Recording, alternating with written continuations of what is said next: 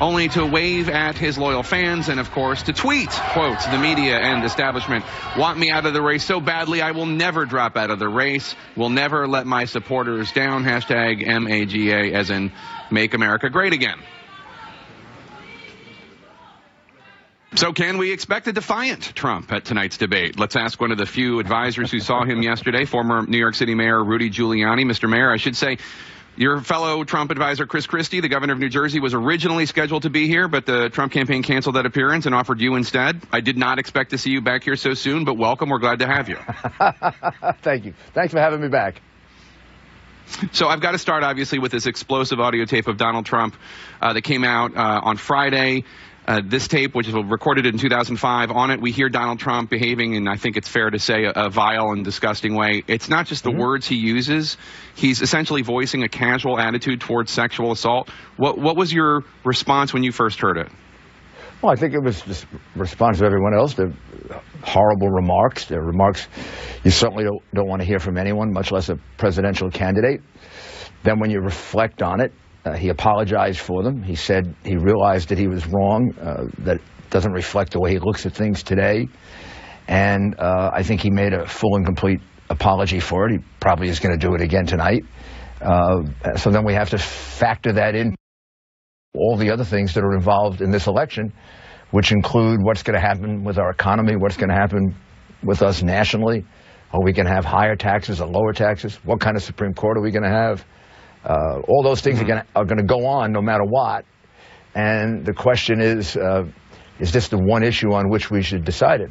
Apparently Democrats don't think the one issue they should decide their election on is the fact that Hillary Clinton seems to have used the State Department as a pay-for-play operation of the Clinton Foundation. Hundreds of millions of dollars, 20% of our uranium sold to Russia, and 200 million or so going to the Clinton Foundation. These are things that are, equally as bad, fact criminal. But the Democrats seem to overcome that. The Democrats seem to overcome that, and the Republicans are, panicking. I understand you would want to change the subject. I would too. Were I you?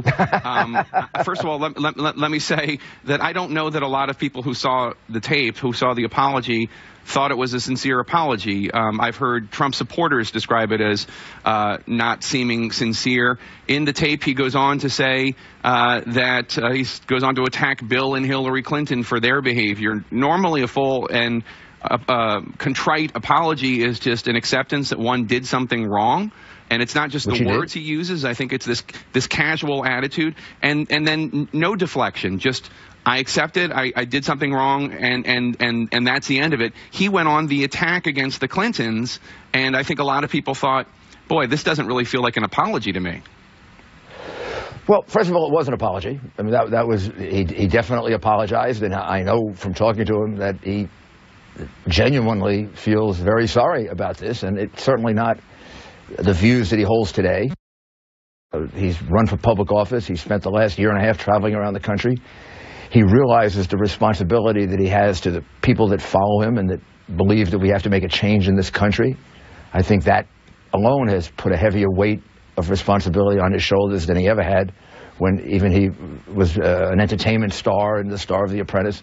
It's a different man that emerges when you campaign around the country for a year and a half and you hear the concerns and the problems of the American people, and you realize that roughly half of them believe what he believes and think this country needs a very big change, and he's the agent of that change. Right, but I guess the question is, he's talking about actions that are sexual assault, and he was 59 or 60 years old when he said it. This wasn't something that he said when he was 18 years old. He's talking about a feeling of entitlement because he's a star. He can go up to women and grab them by the vagina, and it's okay. He won't get in trouble for it. It's really offensive on just a basic human level. Who did he do that to? Well, first of all, I don't know that he did it to anyone. This is talk, and gosh almighty, he who hasn't sinned throw the first stone here. I know some of these people dropping. I will gladly tell you, Mr. Mayor, I have never said that. I have never done that. I'm happy to throw a stone. I don't know any man. I've been in locker rooms. I've been a member of a fraternity. I have never heard any man ever brag about being able to maul women because they get away with it. Never. Well, we've taken it to an extra degree, but in any event, we've taken it to an extra degree of what he said. But the fact is that men at times talk like that. Not all men, but men do. You've talked like that? He was wrong for doing it. I am not justifying it. I believe it's wrong. I know he believes it's wrong. I believe that this is not the man that we're talking about today. And maybe the reference to Bill Clinton and Hillary Clinton is the fact that you're really upset about this, but gosh almighty, there were an awful lot of things, particularly Hillary Clinton attacking the women who Bill Clinton sexually assaulted, sexually abused, and she was the leader of the attack against him. So maybe he felt that at least put in context the kind of anger that there would be at him. Well, I think a lot of those charges came out in the 90s, and I think they did offend a lot of people and continue to offend a lot of people. But Bill Clinton, as we've discussed, is not the nominee. Do we expect Donald Trump this evening to go after the Clintons on this issue, on Juanita Broaddrick? No, I don't expect him. I certainly don't expect him to go after Bill Clinton, and you're absolutely right. You're correct. Bill Clinton's not the candidate. But Hillary Clinton's the candidate, and Hillary Clinton, in many of those situations, was either leading or part of the attack on the women who were telling the truth. And I don't really know that that's factually accurate. I mean, that is factually accurate. Nasty thing. She said nasty things about Jennifer Flowers, but I've gone through and I've looked as to what she actually said and did, and I don't know that that's true, Mr. Mayor.